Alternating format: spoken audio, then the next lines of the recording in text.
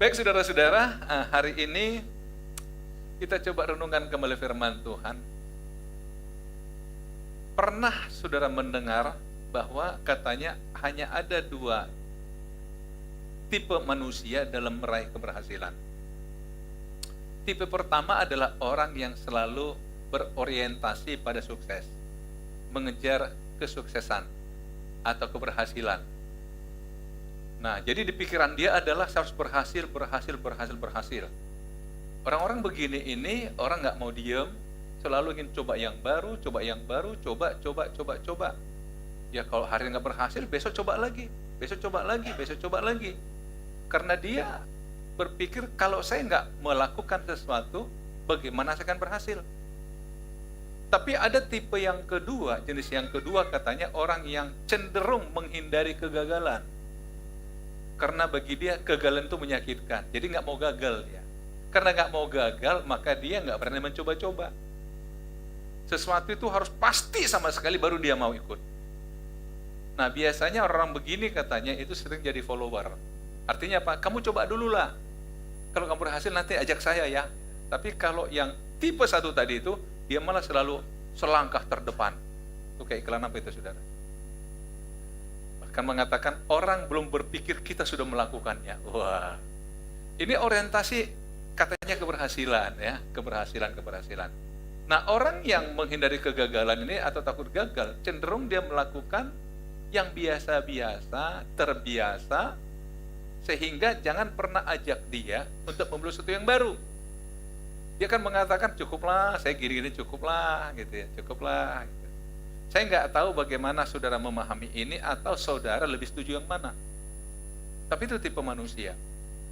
Nah hari ini saudara, saya ingin mengajak kita belajar dari firman Allah yang saya coba kasih tema kita adalah jika Tuhan menghendaki.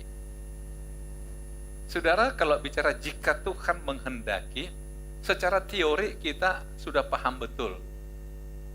Betul? Jika Tuhan menghendaki. Tapi dalam prakteknya gimana? Kadang-kadang kita ngomongnya sih sering, ya jika Tuhan berkehendak, ya mudah-mudahan, ya insya Allah gitu ya. Itu kan jika Tuhan menghendaki. Saudara-saudara kita, tapi dalam prakteknya gimana? Akhirnya bisa terjadi begini, begitu kita melakukan sesuatu dan gagal, ya mungkin bukan kehendak Tuhan. Itu kan cuma kata penghiburan. Bagi orang yang gagal, ya bertukar kehendak Tuhan. Artinya apa? Mencari kehendak Tuhan itu bagusnya di depan atau di belakang? Halo? Depan atau belakang? Faktanya?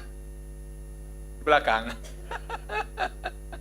Jadi kalau mau tahu kehendak Tuhan jadi depan dong, ya kan? Bukan setelah gagal, ya berarti nggak kehendak Tuhan. Kan udah rugi duluan saudara.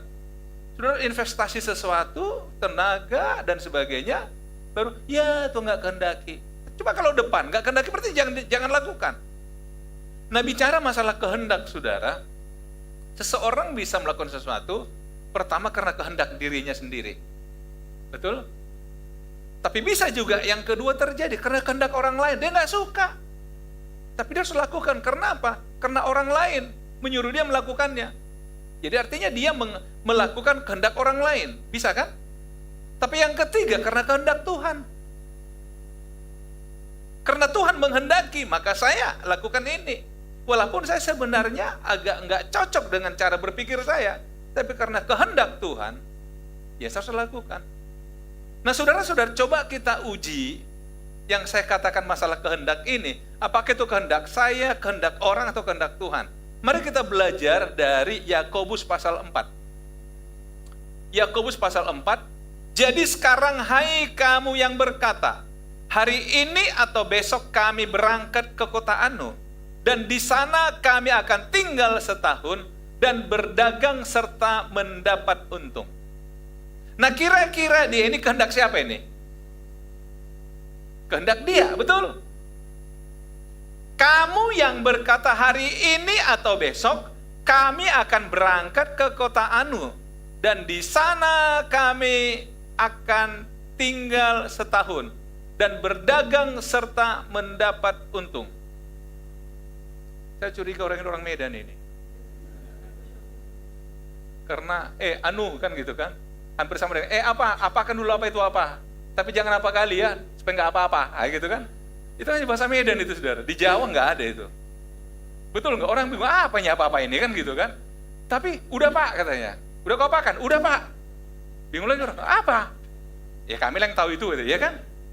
Jadi sudah berangkat ke kota Anu, berdagang selama setahun dan dapat untung. Dalam cerita yang lain dikatakan, maka aku katakan pada jiwaku, bersenang-senanglah karena sudah cukup harta untukmu. Ini perencanaan. Dan sepertinya pasti banyak kita berpikir juga demikian. Aku akan berangkat, aku akan buat ini, akan mulai ini, nanti akan begini, aku dapat untung. Waduh. Tapi ada satu masalah sebenarnya dalam perencanaan ini. Di dalam ayat yang 14 dikatakan, sedang kamu tidak tahu apa yang akan terjadi besok. Akhirnya apa? Rencana kita itu kalau besok nggak seperti yang kita inginkan, harapkan, bisa nggak jalan? Enggak. Kita nggak pernah tahu apa yang terjadi besok. Apakah arti hidupmu? Hidupmu itu sama seperti uap yang sebentar saja kelihatan lalu lenyap. Artinya begini, kita mungkin berkata, ya tahun depan aku begini. Tahu-tahu kita nggak sampai hidup tahun depan. Gimana? Akhirnya, yang penting punya rencana. Iya. Siapa yang tahu hari esok? Jadi ketika buat rencana ini, Alkitab mengatakan, bagi saudara yang berkata, besok atau hari ini atau besok saya akan begini. Sementara ada sebuah persoalan, sedang kamu tidak tahu apa yang akan terjadi besok. Saya pernah membaca tulis, tapi saya nggak tahu kebenarannya karena saya bukan seorang peneliti. Zoom, itu kan kita berkata, syukur waktu COVID sudah ada Zoom. Betul nggak? Waktu itu kan kita cuma ada Zoom. Waktu itu malah awal mahal loh Zoom itu langganan. Zaman-zaman awal. Saya pernah membaca satu tulisan dikatakan sebenarnya desainnya itu baru akan dimulai 2030. Jadi itu masih pemikiran, tetapi karena kondisi yang ada dipaksakan di 2020. 10 tahun ke depan, 10 tahun sebelumnya harus dipaksakan. Makanya akhirnya setelah itu agak booming, orang mulai ada Google Meet, macam-macam, sekarang udah macam-macam lagi. Karena apa? Terjadi sebuah perubahan, karena kita nggak pernah tahu apa terjadi besok. Jadi bagi saudara-saudara yang buat rencana, satu hal yang saudara harus paham, saya nggak tahu besok. Artinya begini, semua rencana kita berarti hanya spekulasi, karena kita tidak tahu besok. Yang tahu besok siapa? Tuhan. Karena itu tadi saya katakan di awal, bagusnya kita mengatur rencana itu di depan atau di belakang? Di depan. Karena yang tahu besok itu Tuhan. Jadi saudara, nggak apa-apa punya rencana. Tapi dikatakan sini, hidup itu, lihat, hidupmu itu seperti uap yang sebentar saja kelihatan lalu lenyap. Kadang-kadang kita udah buat rencana matang sekali, tahu-tahu besok kita nggak bisa mengerjakan, mungkin karena tiba-tiba, maaf, tidak berdoa demikian, terjadi sesuatu pada diri kita. Yang ketabrak becak lah. Kalau tabrak mobil udah pasti parah, tabrak becak. Tapi parah juga, saudara. Karena benturannya sama-sama ke aspal maksudnya. Kita nggak pernah tahu, saudara. Nah, karena itu, untuk mengantisipasi inilah dikatakan ayat 15, sebenarnya kamu harus berkata, jika Tuhan menghendakinya, kami akan hidup. Itu dulu yang pertama, saudara. Jika Tuhan menghendakinya, kami akan hidup. Kalau nggak hidup mau buat apa, saudara? Kalau nggak sehat bisa buat apa? Kalau Tuhan kehendaki kami akan hidup, barulah apa? Dan berbuat ini dan itu. dan berbuat ini dan itu. Jadi mulai kalau Tuhan kehendaki saya hidup, saya akan buat ini dan itu. Bisa ditangkap saudara? Harusnya begitu. Kadang-kadang kan kita ke Tuhan itu begini loh. Kita sebetulnya buat proposal. Kemudian hanya minta persetujuan Tuhan. Itu kan seperti pemberitahuan aja. Tuhan, saya mau ini. Ini ya Tuhan ya. Kemudian kita kerjakan. Setelah kita kerjakan, gagal. Tuhan, kok bisa gagal? Nah kira-kira kalau saudara Tuhan saudara buat bilang apa? Itu urusanmu. Urusanmu. Ini sedikit menyimpang dikit ini. Saya jadi teringat saudara, satu ketika ada suami istri lagi berantem. Enggak omongan. Besok suaminya pagi-pagi harus ke airport, luar kota. Tapi lagi enggak omongan. Dia ambil kertas, dia tulis, tolong banguni aku besok jam 4 pagi ya. Taruhnya di bantal istrinya. Istrinya baca, tidur istrinya.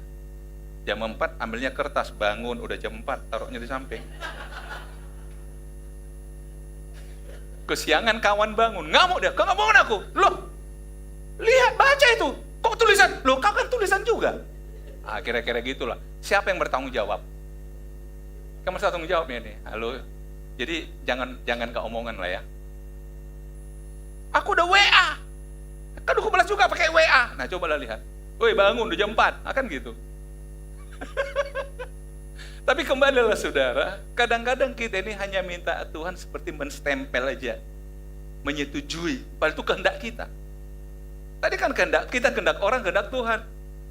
Yang kita kerjakan kehendak kita atau kehendak Tuhan? Kehendak kita.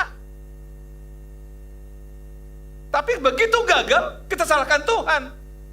Kenapa saya gagal? Padahal itu kehendak kita. Ini yang sebenarnya diberikan nasihat bagi kita hari ini. Kalau besok aku hidup, aku akan melakukan ini. Artinya begini, Tuhan, kalau besok kau izinkan aku ada, kalau setahun ini saya masih ada Tuhan, kalau 2024 saya masih dikasih Tuhan umur panjang, aku buat ini Tuhan, ini Tuhan, ini Tuhan, ini Tuhan. Artinya apa? Ada satu syarat kita katakan kalau saya diberikan umur panjang. Kalau enggak, mari kita belajar. Maka tadi kita sudah sepakat, perencanaan itu di depan, melibatkan Tuhan di depan. Kalau Tuhan berkehendak, kan enggak susah saudara, enggak susah. Dalam Alkitab, seperti Gideon saudara, dia kalau pengen tahu kehendak Tuhan, kadang hari-hari ini juga banyak orang bertanya, gimana sih tahu kehendak Tuhan? Sebenarnya sih kalau mau baca aja Alkitab, kemudian saudara berdoa, kalau saudara diberikan Tuhan damai sejahtera, tentu nggak sekali berdoa selesai, nggak. Berkali-kali saudara doakan hal yang sama misalnya. Kalau saudara meyakini kehendak Tuhan, saudara pasti damai sejahtera. Yang kedua, saudara bisa bertanya pada orang yang dekat dengan saudara. Bisa itu pembimbing rohani saudara, bisa keluarga, orang terdekat bagi saudara. Saya ambil satu contoh saudara, 2007, saya setengah dipaksa pindah ke Jakarta. 2007, untuk satu tugas lah. Untuk satu tugas. Dengan segala, ya namanya mau dimutasi kan, dengan berbagai janji-janji. Saya dijanjikan sesuatu, nanti kalau saya udah di Jakarta baru saya akan diekspos meluas lah sampai ke internasional gitu. Bos saya mulai janji sama saya. Jujur, saya mulai terganggu. Tapi saya tanya istri kata enggak. Saya enggak merasa terpanggil ke Jakarta. Anak saya lebih keras lagi. Yang WL tadi, itu anak saya saudara. Waktu itu dia masih SMP. Dia bilang apa? Papa aja pergi sendiri, kami nggak mau. Kan papa yang pengen, kami nggak mau, kami di Medan. Waduh, saya bilang, saudara, hanya 2 wanita yang berani marahin saya, yang lain enggak. Dia bilang, papa aja pergi sendiri, kami nggak mau. Saya pikir begini, Tuhan, mama saya juga Nggak mau. Dia bilang, saya tidak merasa panggilanmu Jakarta anakku. Panggilanmu itu Medan. Nah, saudara, kami kan bersaudara cuma 11. Saya anak nomor 6. 11 ini itu, kami itu 8 itu di Jakarta. 7 di Jakarta. Yang 7 ini tidak satu pun setuju saya pindah Jakarta. Saya bilang, apakah enggak senang saya kumpul di Jakarta jadi pendeta kalian di Jakarta? Enggak, mereka bilang. Tetap aja di Medan. Loh, saya bilang, kok gak ada dukungan sama saya ini? Saya simpulkan, bukan kehendak Tuhan. Ini enggak. Yang penting saya yakin ke Tuhan. Kalian gak setuju, gak usah. Maju bertak-gentar, membela. Emosi dikit. Artinya begini saudara, kalau sudah kehendak Tuhan itu enggak susah. Tanya orang-orang dekat dengan saudara, pembimbing rohani saudara. Ajak berdoa bersama.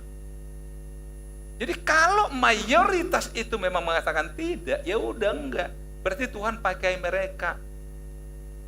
Jangan pernah lupa loh. Bileam itu pernah ditegur binatang, namanya keledai. Untuk mengatakan ini bukan kehendak Tuhan. Nah coba. Karena apa? Karena dia nggak percaya sama orang yang melarang dia. Artinya Tuhan suruh bunyi itu keledai yang ditunggangin. Apa harus begitu? Enggak kan? Kalau Tuhan berkehendak, kami akan hidup dan melakukan ini dan itu. Nah kalau begini kita tertenang saudara. Nyaman hidup kita. Artinya apa? Kalau kita melakukan sesuatu dan Tuhan terlibat, kalau ada masalah pasti Tuhan juga bertanggung jawab. Kita nggak ke Tuhan, terjadi begini, nggak apa-apa. Hampir sama begini saudara. Ketika Tuhan suruh Musa mimpin Israel keluar dari Mesir, kan selalu dikatakan, maka atas perintah Tuhan, pergilah mereka, iya kan? Dan tiba satu, nggak ada air. Teriak-teriak bangsa, kok nggak ada air, kok nggak ada air? Sasar siapa? Musa, kamu mau bunuh kami ya? Bawa tempat nggak ada air. Musa kata, Tuhan nggak ada air. Ya udah pukul aja batu, dipukul, air keluar. Nah coba lihat. Itu kalau kehendak Tuhan. Kalau enggak, dipukul hancur pecah, kok nggak ada air? Ya iyalah, kehendakmu. Gimana saudara? Jangan salahkan Tuhan. Sekali lagi saudara, jika Tuhan menghendakinya, sekali lagi kita harus menaklukkan keinginan kita, kehendak kita pada kehendak Tuhan. Saudara gak usah takut saudara, Tuhan juga kepengen kita diberkati kok. Tuhan juga kepengen kita jadi orang-orang yang berkarir hebat kok. Itu kan janji Tuhan sama kita. Gak usah takut, tetapi kalau Tuhan yang mempromosikan, mulus semua. Gak usah takut saudara. Nah, kemudian yang ketiga kita lihat, tetapi sekarang kamu memegahkan diri dalam congkakmu dan semua kemegahan yang demikian adalah salah. Kenapa dikatakan memegahkan diri dalam congkakmu? Karena kita melupakan Tuhan, kita ingin mengikuti kehendak kita. Itu sama dengan memegahkan diri dalam congkak. Alkitab banyak mengatakan Tuhan paling gak suka orang yang memegahkan diri. Udah pasti kalau kehendak saudara, apalagi itu tercapai, pasti kita sombong. Lihat kan. Saya kadang berpikir gini saudara, kadang-kadang Tuhan ingin mengajar kita lewat sebuah kegagalan. Saya juga pernah mengalami kegagalan, tapi saya belajar banyak di situ. Kalau semua yang kita inginkan tercapai saudara, kita bisa sombong loh. Kita bisa sombong. Tapi kadang Tuhan izin supaya kita belajar. Daud mengatakan begini, biarlah orang benar memalu aku, menghukum aku, itulah kasih. Artinya apa? Kalaupun aku akhirnya gagal, terhukum, tapi itu kasih. Supaya aku belajar ketetapan-ketetapanmu. Jadi kembali saudara, yang Tuhan gak suka adalah engkau memegahkan diri dalam kecongkakanmu. Dan semua kemegahan yang demikian adalah salah. Kalau kita sudah salah di mata Tuhan, mau buat apa lagi? Bisa buat apa lagi kita saudara, kalau sudah bersalah di mata Tuhan? Gak hanya di situ, ayat 17 lebih tegas lagi. Jadi, jika seorang tahu bagaimana ia harus berbuat baik, tapi ia tidak melakukannya, artinya apa? Kita tahu yang baik, harus minta persetujuan Tuhan. Tetapi kita nggak melakukan, sama dengan kita berdosa. Kenapa? Kita mengabaikan Tuhan, merasa Tuhan nggak ada. Saudara-saudara, kadang-kadang kita orang tua dan anak aja lah ya. Tiba-tiba anak punya rencana misalkan, kan kita katakan, kok nggak ngomong-ngomong sebelumnya? Kok nggak ngajak kita ngobrol? Kalau sekarang terbalik, saudara, orang tua berkeputusan, anaknya bilang, kok nggak diskusi sama kita? Nah, sekarang ini agak terbalik. Betul, saudara? Saya nggak ngomong anak saya, enggak. Tapi sekarang ini, saudara, artinya apa? Persetujuan itu penting, apalagi Tuhan.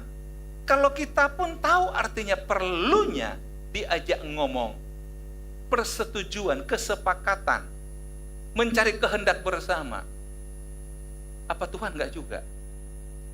Kan Tuhan bertanggung jawab atas hidup kita. Kenapa? Karena masalahnya sama seperti orang-orang Israel. Begitu susah teriak sama Tuhan, begitu senang lupakan Tuhan. Jadi istilahnya Tuhan itu jadi cuci piring kotor aja kerjanya. Kita kotorin, suruh Tuhan bersihin. Gitu. Jangan dong. Tadi kan udah sepakat kita. Minta memahami rencana Tuhan di depan, bukan di belakang. Amin, saudara. Karena itu, ingat khotbah hari ini apa? Jika Tuhan berkenan. Amin. Simple. Jika Tuhan berkenan, aku akan hidup dan melakukan ini dan itu. Jika Tuhan berkenan. Aduh, saya pikir kalau kita akhirnya menjadikan itu moto hidup kita, hidup pasti tenang. Jika Tuhan berkenan. Jika Tuhan berkenan. Sekali lagi, kalau saudara pengen tahu kehendak Tuhan, berdoalah, dengar firman, dan tanya orang-orang terdekat saudara. Mereka bisa dipakai Tuhan untuk menunjukkan kehendaknya. Tuhan Yesus memberkati kita.